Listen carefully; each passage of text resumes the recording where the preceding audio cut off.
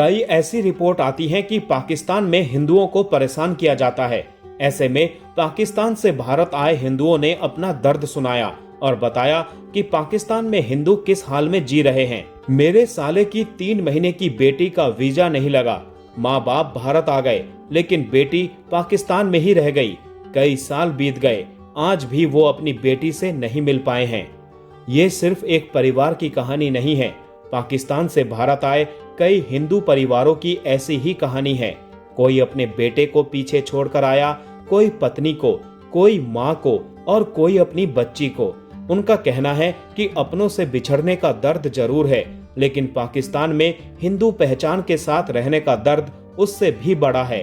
वहां से आए हिंदुओं से जब बात की गई तो धर्मांतरण का डर, पहचान छिपाकर जीने की मजबूरी, बेटियों की सुरक्षा की चिंता, लूटपाट, सामाजिक भेदभाव और परिवारों के टूटने की ऐसी कहानियां सामने आई, जिन्हें सुनकर समझ आता है कि आखिर क्यों कोई लोग अपना सब कुछ छोड़कर भी भारत आने का फैसला करते हैं। तो दोस्तों, आज सरहद पार के हिंदू के दूसरे पार्ट में हम बताएंगे कि कैसे पाकिस्तान में रह रहे हिंदू का ही लक्ष्य बन गया है कि उन्हें वहां से भागना है।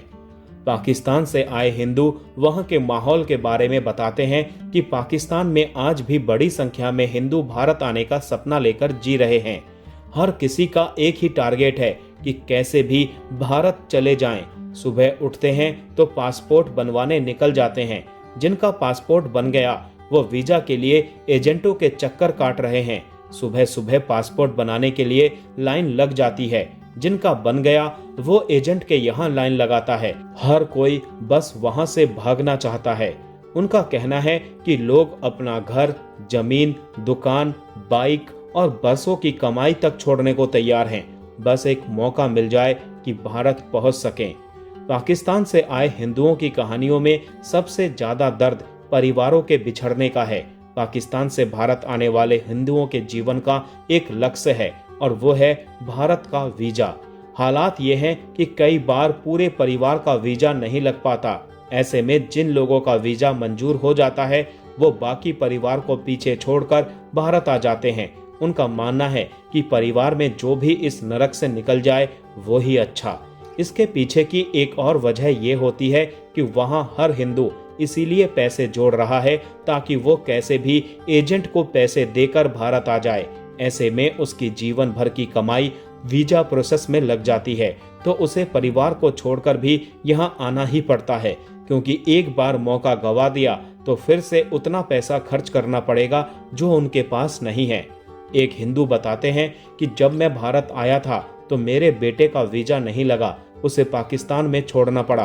पूरे 10 साल बाद वो मेरे पास आ पाया। करीब 28 साल पाकिस्तान में रहने वाले जान बहादुर सिंह कहते हैं कि भारत आने के बाद पहली बार उन्हें लगा कि वो आज़ाद हुए हैं। वहां से आए एक हिंदू ने बताया कि हालात इतने बुरे हैं कि अगर वो किसी हिंदू के टच हो जाएंगे तो वो नापाक हो जाएंगे और नमाज नहीं पढ़ पाएंगे। इस तरह की चीजें वहां के मौलवी लोग सिखाते हैं। हम वहां घुटन की जिंदगी जी रहे थे, यहाँ आकर पहली बार लगा कि आजाद हुए हैं।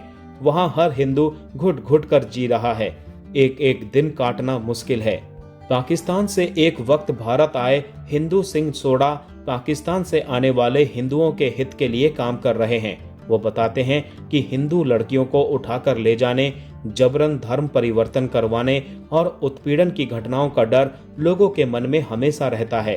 एक एक दिन काटना मुश्किल है। वहां हिंदू बेटियां बिल्कुल भी सुरक्षित नहीं हैं। उनका रेप कर दिया जाता है, जबरदस्ती उठाकर ले जाते हैं। मुस्लिम लड़कों से शादी कर दी जाती है। इतना ही नहीं, वहां एक साथ कई लड़कियों को उठा लिया जाता है और अपनी बेटियों की रक्षा के लिए, घुटन की जिंदगी से बचने के लिए वहां का हिंदू मुस्लिम बनने को मजबूर हो जाता है। वहीं सोबराज भील बताते हैं कि धर्म परिवर्तन हमेशा एक ही तरीके से नहीं होता। वो बताते हैं कि वहीं फैक्ट्री में काम करने वाले लोगों को समझाया जाता है कि इस्लाम अपनाओ, जन्नत मिलेगी। कई बार डराया भी जाता है। गरीब लोगों को ज्यादा निशाना बनाया जाता है।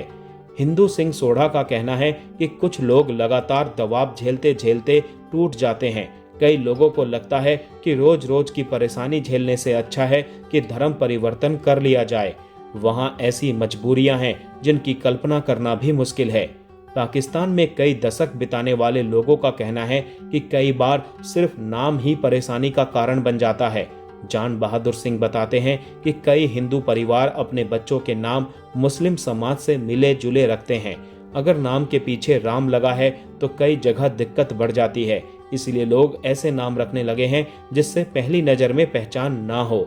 दिलीप सिंह सोडा पाकिस्तान में रोजमर्रा के भेदभाव का एक उदाहरण सुनाते हैं। उनके मुताबिक हाल ही में एक मुस्लिम होटल संचालक ने एक हिंदू दूध वाले से दूध खरीद लिया। बाद में इस बात पर विवाद खड़ा हो गया। मौलवी ने सवाल उठा दिया कि हिंदू से दूध क्यों खरीदा। बाद में उस हिंदू का साथ उन लोगों ने दिया जो पहले से हिंदू थे और बाद में मुस्लिम बन गए थे। पाकिस्तान से आए लोग बताते हैं कि वहां गरीब हिंदुओं के लिए सिर्फ धार्मिक नहीं बल्कि कानून व्यवस्था भी बड़ी चिंता है। वो बताते हैं कि दिन तो किसी तरह कट जाता है लेकिन रात काटना मुश्किल है। लूट का डर हमेशा बना रहता है। अगर थोड़ा बहुत सोना जोड़ लिया तो उसे भी बदमाश ले जाते हैं।